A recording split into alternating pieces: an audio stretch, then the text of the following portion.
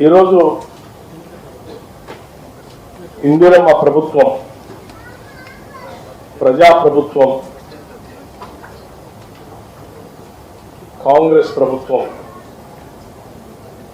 ఈ ప్రభుత్వ నాయకత్వం వహిస్తున్నటువంటి ముఖ్యమంత్రి రేవంత్ రెడ్డి గారు యావత్ కేబినెట్ అందరి ఆలోచన మేరకు ఈ రాష్ట్రంలో ఏ పేద కుటుంబం కూడా ఇల్లు అనేది లేకుండా ఉండటానికి వీలు లేదని చెప్పి చాలా స్పష్టంగా నిర్ణయాలు తీసుకొని ముందుకు పోతున్నటువంటి ప్రభుత్వం.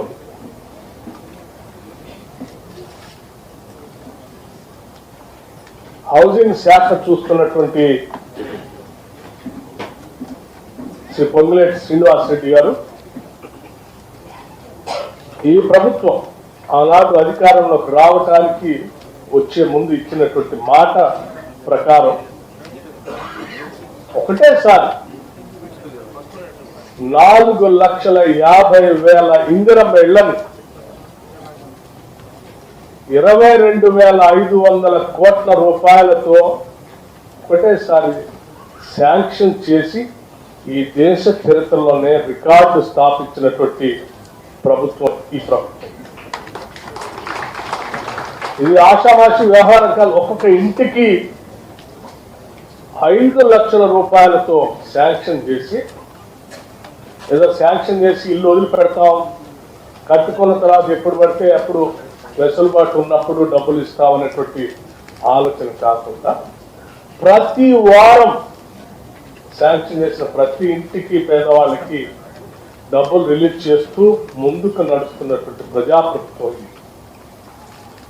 అటువంటి ఈ ప్రభుత్వం పైన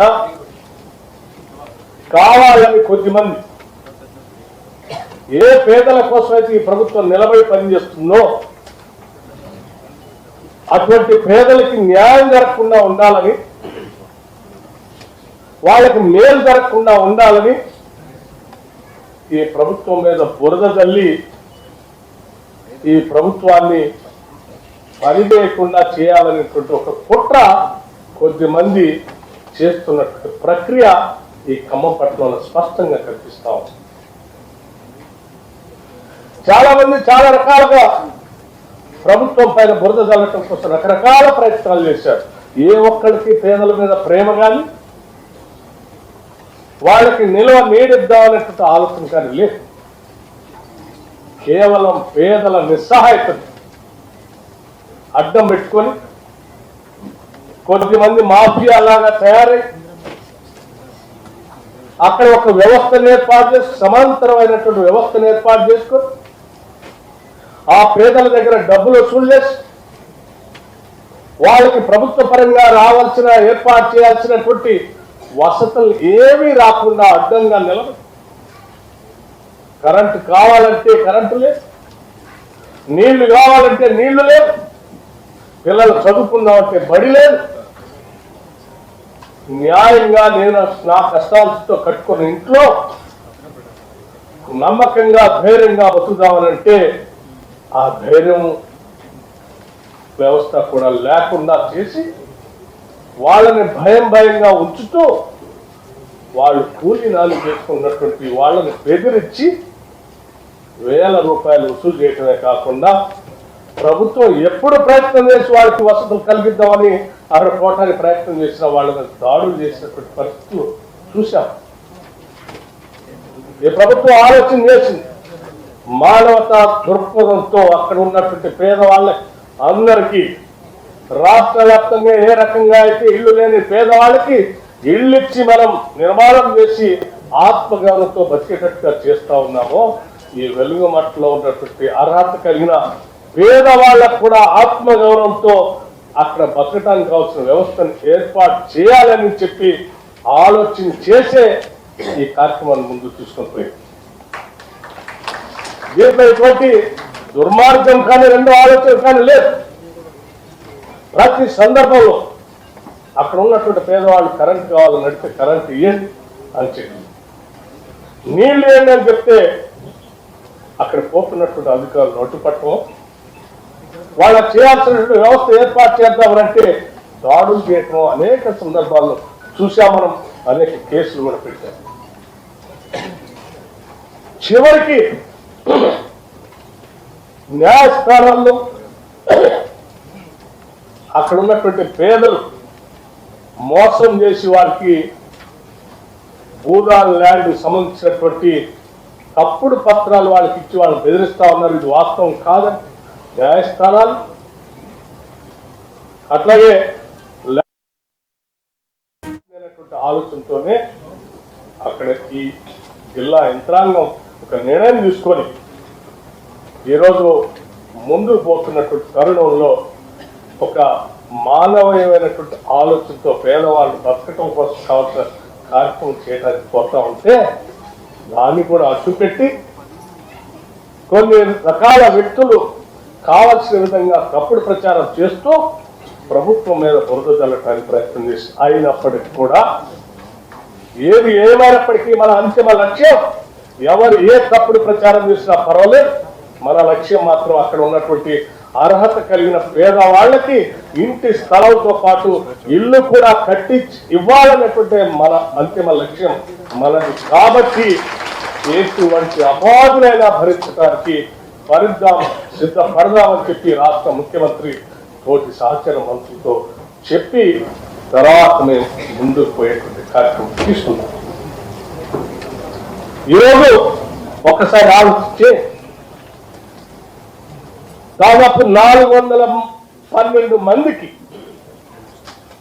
ఇవాళ అర్హత కలిగినటువంటి వాళ్ళందరినీ అధికారికంగా గుర్తించి రాష్ట్ర ప్రభుత్వం తరపర భేదం లేకుండా వీళ్ళు ఏ రాజకీయ పార్టీ వాళ్ళనో లేకపోతే ప్రభుత్వాన్ని దూషించారనో లేకపోతే ఈ ప్రభుత్వం పైన రకరకాల మాటలు అన్నారో అనేటువంటి ఆలోచన కూడా లేదు.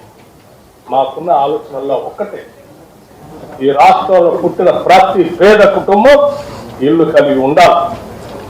ప్రతి కుటుంబం ఈ రాష్ట్ర ప్రభుత్వానికి మా బాధ్యత ఇది అని చెప్పేటువంటి ఆలోచనతోనే ఈరోజు చాలా ట్రాన్స్పరెంట్ గా జిల్లా అధికార యంత్రాంగానికి ఆదేశాలు ఇచ్చి 412 మంది అర్హత కలిగిన లబ్ధిదారులు గుర్తించి ఈరోజు ఒకటేసారి పట్టాలు ఇచ్చేటువంటి ఒక బృహత్తరమైన ఒక ఉన్నతమైన కార్యక్రమం ఈరోజు తీసుకొని ఈరోజు ముందుకు పోతా ఉన్నాం.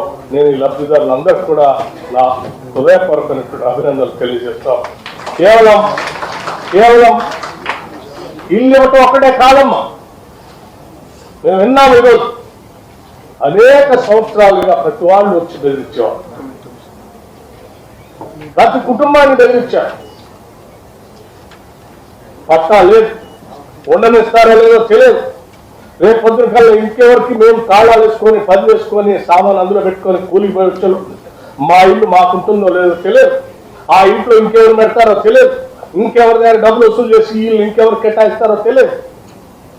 ఇటువంటి భయాందోళన మధ్యన 7-8 సంవత్సరాలుగా బతుకుతున్నటువంటి ఈ కుటుంబాలకి ఈరోజు నిర్భయంగా ధైర్యంగా ఆత్మ గౌరవంతో బతకటం కోసం ఈరోజు మన ప్రభుత్వం, పేదల ప్రభుత్వం మీకు పట్టాలు అందిస్తా ఉన్నాం. ఈ ప్రభుత్వం అందించిన పట్టాలు పుట్టుకున్న తర్వాత ఏ ఒక్క మాఫియా సంబంధించిన సభ్యుడు అక్కడికి వచ్చి మళ్ళీ డబ్బులు అడగటం కోసం కానీ ఇల్లు ఖాళీ చేయడం కోసం ప్రయత్నం చేస్తే ఈ ప్రభుత్వం మీకు అండగా ఉంటుంది. అటువంటి వ్యక్తుల్ని అత్యంత కఠినంగా కూడా ఈ ప్రభుత్వం నిర్ణయం తీసుకుంటుంది. ఎటువంటి భయం లేకుండా మీరు కానీ మీ కుటుంబ సభ్యులు కానీ పిల్లలు కానీ ధైర్యంగా ఈ ప్రభుత్వం మాకు పట్టా ఇచ్చింది, ఈ ప్రభుత్వం నాకు ఇల్లు ఇచ్చింది, ఇల్లు కట్టుకోవడానికి 5 లక్షల రూపాయలు కూడా ఇచ్చింది, ఇవ్వటమే కాదు ఈ ప్రభుత్వం దగ్గరుండి పట్టాలు పొందినటువంటి మీ అందరి చేత భూమి పూజ చేపించి ఇల్లు కూడా మొదలు పెట్టిస్తుందని కూడా ఈ సందర్భంగా మీ అందరికీ నేను చేస్తాను. ఇదే వేదిక నుంచి ఇక్కడ ఉన్నటువంటి జిల్లా అధికార యంత్రాంగాన్ని రాష్ట్ర ముఖ్యమంత్రి రేవంత్ రెడ్డి గారు చెప్పిన సూచన మేరకు ఆదేశాలు ఇస్తా ఉన్నాను. ఇవాళ పట్టాలు మీ అందరికి ఇస్తా ఉన్నాం. ఈ పట్టాలు పొందిన లబ్ధిదారులు రేపే అక్కడికి తీసుకొని వెళ్ళి మీరు దగ్గరుండి భూమి పూజ చేపించి ఇల్లు కట్టుకునే నిర్మాణ కార్యక్రమాన్ని రేపే మొదలు పెట్టాలని కూడా ఆదేశాలు ఇస్తా ఉన్నాం. రేపు మొదలు పెట్టడమే కాదు, మీ అందరూ ఇల్లు పూర్తి చేసుకున్న తర్వాత ఈ ఇళ్లని నిర్మాణం అంతా పూర్తి చేసి ఇరువురు మంత్రులు చెప్పినట్టు తుమ్మల నాగేశ్వరరావు గారు, పొంగులేటి శ్రీనివాసరెడ్డి గారు ఇద్దరు చెప్పినట్టుగా డిసెంబర్ 9వ తారీఖు కల్లా మీ ఇళ్ల నిర్మాణం అన్ని పూర్తి కావాలి. మీ అందరి తరఫున రాష్ట్ర ముఖ్యమంత్రి రేవంత్ రెడ్డి గారిని జిల్లా తరఫు నుంచి మేము ముగ్గురు వారిని ఆహ్వానిస్తున్నాం. వారు ఇక్కడికి వచ్చి మీ అందరి ఇళ్లలో పాలు పొంగిచ్చి గృహప్రవేశం చేపించే కార్యక్రమం కూడా 9 డిసెంబర్ నాడు చేపిస్తాం. ఇది మాకున్నటువంటి నిబద్ధత, మాకున్నటువంటి ప్రజల పక్షాన, పేదల పక్షాన మాకున్నటువంటి కమిట్మెంట్. మా కమిట్మెంట్ ని 10 సంవత్సరాలు పాలించి పేదలకు డబుల్ బెడ్రూమ్ ఇల్లు ఇస్తామని చెప్పి చెప్పి చెప్పి ఒక్క ఇల్లు కూడా కట్టకుండా వదిలిపెట్టిపోయిన మీరా ఈ రాష్ట్ర ప్రభుత్వాన్ని ఆక్షేపించేది? మీకు సోయంగా అసలు నీకెక్కడ అర్హత ఉందని నేను అడుగుతా ఉన్నా. కేవలం ఇక్కడ ఇళ్ల స్థలాలు ఇల్లు ఇవ్వటమే కాదు, ఇందులో అర్హత కలిగినటువంటి వాళ్ళు మా సొంత గ్రామాల్లో మాకు స్థలం ఉంది, మా సొంత గ్రామాల్లో మాకు స్థలం ఉంది, మాకు అక్కడే ఇల్లు శాంక్షన్ చేస్తే మా ఊర్లోనే మేము గౌరవంగా ఆత్మగౌరవంతో ఇల్లు కట్టుకున్నా మా జనం మధ్యన మేము బతుకుతామంటే వాళ్ళకి కూడా ఇదే రోజు 2 గంటలకి ఆయా మండలాల్లో, అన్ని మండలాల్లో 101 మందికి ఈ ప్రభుత్వం 2 గంటలకి ఇళ్ల పట్టాలు పంపిణీ కార్యక్రమం కూడా పూర్తి చేసింది. ఇళ్లకు సంబంధించి ఇళ్లని 101 ఇళ్లని ఇందిరమ్మ ఇళ్లని శాంక్షన్ చేసి పంపిణీ చేయడం కూడా జరిగింది. ఇది మాకున్నటువంటి నిబద్ధత. దయచేసి నేను పేదవాళ్ళందరికీ చెప్తా ఉన్నాను, ఈ పేదలు ఎప్పుడు అబద్ధం చెప్పరు. రెక్కాడితే డొక్కాడినట్టు ప్రజలు ఎప్పుడు అబద్ధం చెప్ప. మీ అందరికీ నేను మాటిస్తా ఉన్నా, మీ అందరికి విజ్ఞప్తి కూడా చేస్తా ఉన్నా, మీ పేదరికాన్ని నిస్సహాయతని అర్థం పెట్టుకోవాలి. మీ దగ్గర ఎవరైతే లక్షల రూపాయలు వసూలు చేసి ఇన్ని సంవత్సరాలు నరకాన్ని చూపించారో వాళ్ళ సమాచారం మొత్తం కూడా నేను ఇక్కడ ఉన్నటువంటి పోలీస్ కమిషనర్ గారికి ఆదేశాలు ఇస్తాను. వారికి సమాచారం ఇవ్వండి. మీ డబ్బులు మీరు ఎవరికైతే ఇచ్చారో ఆ డబ్బులు వసూలు చేపించి మళ్ళీ మీ డబ్బులు మీకు ఇప్పించే బాధ్యత కూడా ఈ ప్రభుత్వం తీసుకుంటుంది. ఇప్పుడే కమిషనర్ గారికి కూడా ఈ ప్రభుత్వం ఆదేశాలు ఇస్తాం. ఎవ్వరికి భయపడాల్సిన అవసరం లేదు. ఇది ప్రజల చేత, ప్రజల కొరకు, ప్రజల యొక్క ప్రభుత్వం.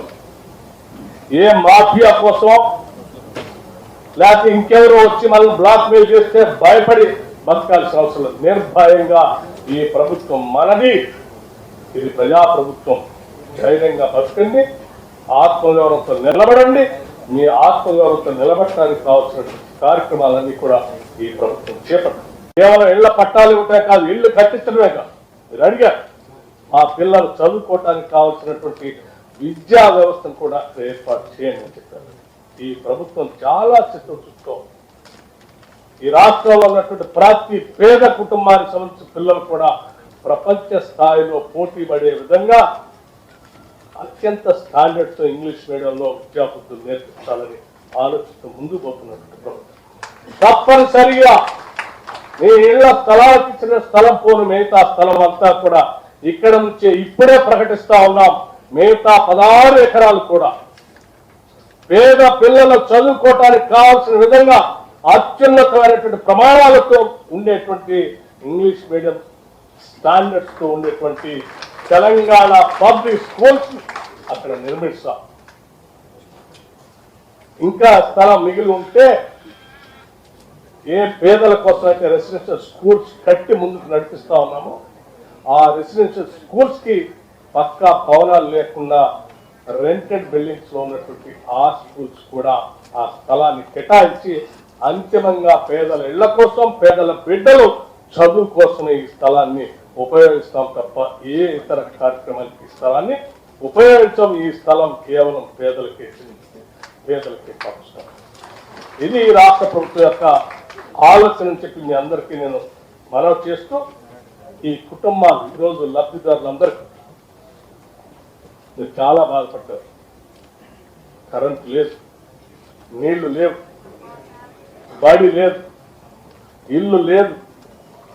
ఈ రోజు నుంచి మీరు నిరభ్యంతరంగా కేవలం అది లేఅవుట్ చేయటం, లీగల్గా లేఅవుట్ చేసి ఇవ్వటమే కాదు, ఆ లేఅవుట్లో కరెంట్ ఇస్తాం, కరెంటు స్తంభాలు ఇస్తాం, నీళ్లు ఇస్తాం, సివిక్ కమ్యూనిటీస్ అన్ని ఏర్పాటు చేస్తాం. ఆయా కుటుంబాలు అక్కడ ఉంటే చిన్న కార్యక్రమాలు చూసుకోవడానికి కావాల్సినటువంటి కమ్యూనిటీ హాల్ కట్టిస్తాం, అట్లాగే షాపింగ్ కాంప్లెక్స్ కట్టిస్తాం. వీటన్నిటితో ఒక మోడల్ కాలనీగా ఇందిరమ్మ ఇల్లు ఇంత గొప్పగా ఉంటాయా అని చెప్పి ఈ దేశంలో ఉన్న ఇతర రాష్ట్రాలు కూడా ఆశ్చర్యంగా చూసే విధంగా ఈ ప్రాంతాన్ని అభివృద్ధి చేస్తామని చెప్పి మీ అందరికీ మాటిస్తూ ఈ లబ్ధిదారుల కుటుంబాలు అత్యంత ఆత్మగౌరవంతో ఎదగాలని, పేదరికం ఒక శాపంగా ఉండటానికి వీల్లేదని, మీ నిస్సహాయతను అడ్డం పెట్టుకుని ఏ మాఫియా శక్తులు కూడా మిమ్మల్ని మీ జీవితాలు వాడుకోవద్దని చెప్పి దానికోసం నిలబడటానికి ఈ ప్రభుత్వం సిద్ధంగా ఉందని చెప్పడం కోసం ఈరోజు నేను ముగ్గురు కలిసి వచ్చి చాలా స్పష్టంగా ముఖ్యమంత్రి గారి ఆదేశాలు చెప్పాం. ధైర్యంగా ఉండండి, నమ్మకంతో అడుగులు ముందుకేయండి, ఇల్లు కట్టుకోండి, బిడ్డలు చదివించండి, ప్రపంచంతో పోటీ పడే స్థాయిలో మన పిల్లల్ని తయారు చేయండి అని చెప్పి మీ అందరికీ నేను సవినయంగా మనవి చేస్తూ, ఈ మాఫియా శక్తులు మాత్రం ఎట్టి పరిస్థితుల్లో దరిదాపులు కూడా రాని యుద్ధం చెప్పి మీ అందరికీ విజ్ఞప్తి చేస్తూ ముగిస్తా ఉన్నాను. నమస్కారం. Thank you sir.